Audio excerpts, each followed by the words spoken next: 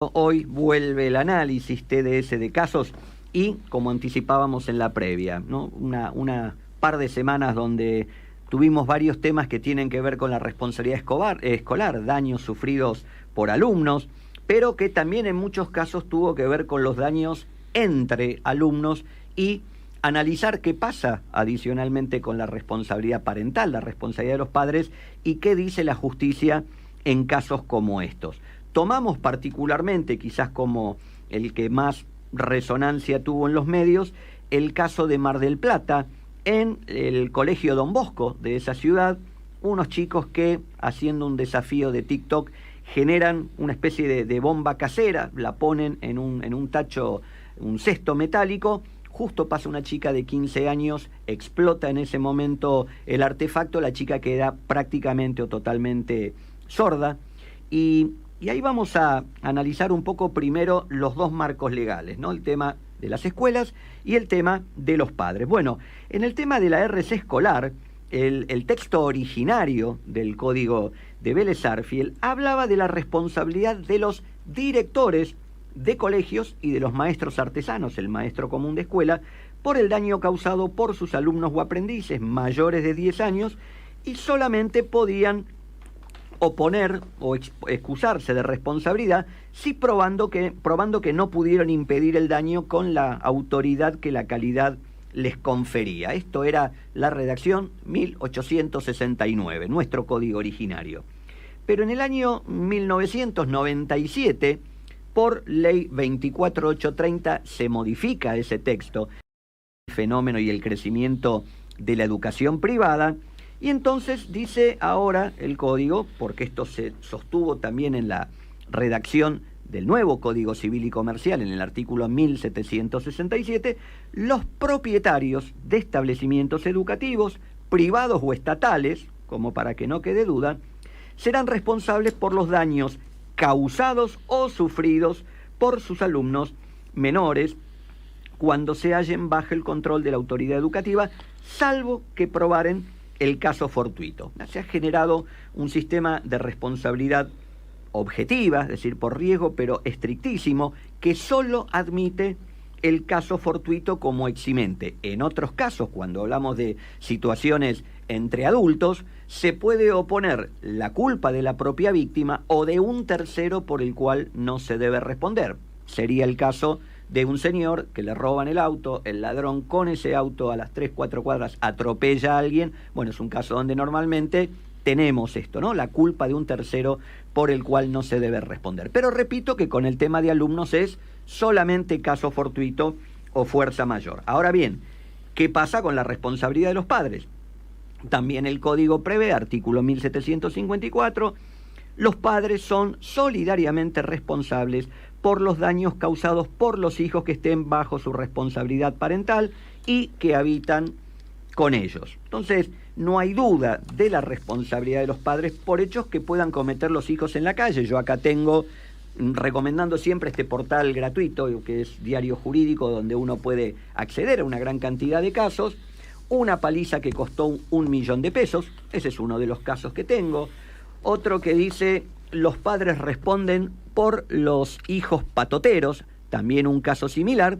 Y otro caso donde dice, vigile a su hijo o pague 158.000 pesos de indemnización. Esto es del año 2013, donde dos chicos que jugaban en la calle, en un momento uno le tira un piedrazo a otro, parece que ese era el juego, y le sacó un ojo. Esto en cuanto a la responsabilidad de los padres. Pero acá tenemos el caso de que se combinan ambas. Existe toda una discusión acerca de si la responsabilidad parental queda desplazada por el hecho de el chico, yo lo llevé a la escuela, el chico estaba bajo la custodia de la escuela y si de alguna forma se le traslada esa culpa invigilando por lo que puede hacer ese chico. Y la particularidad es que también dentro de este raconto de casos que encontré dos en los cuales hubo daños entre alumnos. Obviamente que los padres también fueron demandados, porque si no son demandados, no son incorporados a la demanda, obviamente no va a haber una condena. Pero en estos dos casos sí, fíjense, esto es uno del año 2013, dice, la violencia en el cole se resuelve así. también lo conseguí de Diario Judicial. ¿Qué ocurrió en este caso? Una pelea dentro de un aula donde un alumno le termina clavando en el ojo una virome a otro chico que obviamente perdió la visión, etcétera, con el resto de los daños, y condenaron solidariamente a la escuela, que siempre tiene esa responsabilidad, el hecho ocurre dentro de la instalación, pero también a los padres de este menor agresor. Y otro caso también similar, mucho más grave, esto ocurrió también más o menos en esa época, ¿no? En un colegio Nuestra Señora de Lourdes de Flores, donde un grupo de chicos que lo venían molestando durante mucho tiempo a otro, 3 alumnos, lo agarraron, poco menos que lo secuestraron, lo llevaron a la fuerza a la terraza del colegio, cerraron la puerta con llave, lo molieron a golpes, el chico terminó con la pérdida de un testículo. Bueno, esto es del año 2012, hablaba de una condena de 500.000 pesos, donde el fallo condena solidariamente al colegio, su aseguradora, pero a los padres de los 3 menores agresores, o sea, 4 condenados solidarios, 125.000 pesos cada uno para hacer frente a esto. Lo que quiero decir es que ya hay antecedentes donde los padres son solidariamente condenados. Desde ya que la pregunta es, ¿y qué ocurriría a nivel de seguro con ese caso? Si los padres de los menores agresores contasen con un seguro de hechos privados, claramente la cobertura actúa, primero y principal, por la definición del riesgo. El asegurador cubre la responsabilidad civil del asegurado por hechos imputables a él y o su cónyuge, siempre que conviva con él, y o cualquier otra persona por quien el asegurado sea legalmente responsable. El caso de los hijos menores de edad. Y en segundo, recordar, alguno podría por ahí plantearlo, que si bien estamos frente a un hecho doloso el que comete el alumno, que le clava una virome en el ojo a otro, el único dolo o culpa grave que excluye el artículo 114 de la Ley de Seguros es el del propio asegurado y no por su responsabilidad indirecta. Esto ya lo hemos analizado citando a Solera Legua o mismo al doctor Héctor Perucchi, que han escrito sobre esto. No se puede rechazar la culpa grave de otro o el dolo de otro cuando la cobertura es sobre el asegurado. Entonces, tenemos en claro que este hecho podría terminar, si fuesen demandados, obviamente, no solo con la responsabilidad del colegio, sino de los menores agresores. ¿En qué estado está el caso? Porque esto es muy novedoso. La noticia que tengo es de hace 2 días. Bueno, primero recordarles, ¿no? Esta chica Azul Zabaleta, de 15 años, perdió casi totalmente la audición, no podrá realizar ninguna disciplina o deporte de contacto que ella hacía, un elemento que seguramente se tendría en cuenta en los argumentos de la demanda. Sigue medicada contra el vértigo porque sufre mareos. Han tenido que modificar el aula para dar clases en la planta baja y tiene que sentarse en primera fila para poder leer los labios. Fíjense la gravedad de esto, ¿no? Pérdida 96,4 de la audición. Lo primero que ya se sabe, tiene que someterse a una operación para colocarle los implantes cocleares bilaterales. Eso estuve sondeando en las redes, tengo valores de entre 70 a 80 mil dólares entre lo que es el implante, todo el tratamiento y la operación. Más o menos, como para arrancar con un valor de referencia de primer daño inmediato, cerca de los 8 millones de pesos. El daño restante, bueno, la sordera total, en la vieja ley de accidentes de trabajo, se tomaba una incapacidad del 42%. No se confundan, salvo algún caso particular donde la audición es indispensable para la tarea que realiza el trabajador, y ahí sería 100%, en el resto se considera 42%. Yo calculo que a esto se le agrega, lógicamente, una incapacidad o un daño psicológico. Quise hacer un cálculo de las famosas tablas de Woto y Méndez de lo que podría ser una indemnización tomando como referencia 50% de incapacidad. Y en una fórmula me daba algo así como 5 millones, la otra me daba más de 25.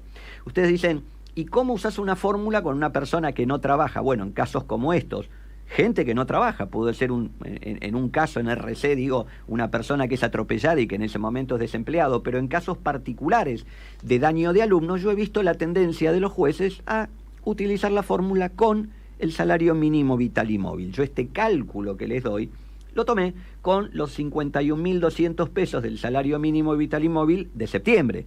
Pero esto va a ser fallado en definitivo, determinado con el salario mínimo vital y móvil del momento de la condena. Y este es un caso donde, por la complejidad, por los reclamos de mínima, yo calculo va a tardar entre 8 y 10 años en llegar a sentencia. Fíjense, la noticia de antes de ayer es que ya hay 3 menores individualizados con sus celulares secuestrados, además de que ya hay identificado particularmente un joven de sexto año. En otra testimonial alguien habló de 4 chicos, es decir, podríamos tener por lo menos 5, 6 o quizás más codemandados en un caso que, insisto, una perspectiva de condena 15, 20 millones, los 8 o 10 que salen ya hoy ese implante coclear, a este monto de condena, que es solo daño emergente, el daño moral de la chica, el de los padres como convivientes de alguien con una gran discapacidad, o sea, una pelota enorme y que, insisto, si son codemandados por parte de los padres de esta menor, y así debiera ser, porque pareciera hoy que es necesario este tipo de fallos ejemplificadores como para precisamente evitar que esto se vuelva a ocurrir, esta pavada del TikTok. Si solo condenan a la escuela o solo demandan a la escuela, insisto, quizás no podamos reducir el efecto nocivo de este tipo de cosas. Así que esa es un poco la idea y el planteo de lo que puede ocurrir. Fernando, supongamos que los padres de esos chicos tienen una póliza combinada familiar. ¿En qué momento tienen que denunciar el hecho a su compañía? Ahora que conocen, donde su productor tal vez le dice, mira, puede tener cobertura o tiene cobertura esto, vamos a denunciar, ¿o en qué momento? Lo correcto sería eso, lo que desde ya nadie va a ir a exponerse a decir mi hijo fue uno de los que causó el daño si todavía esto está en investigación, no creo.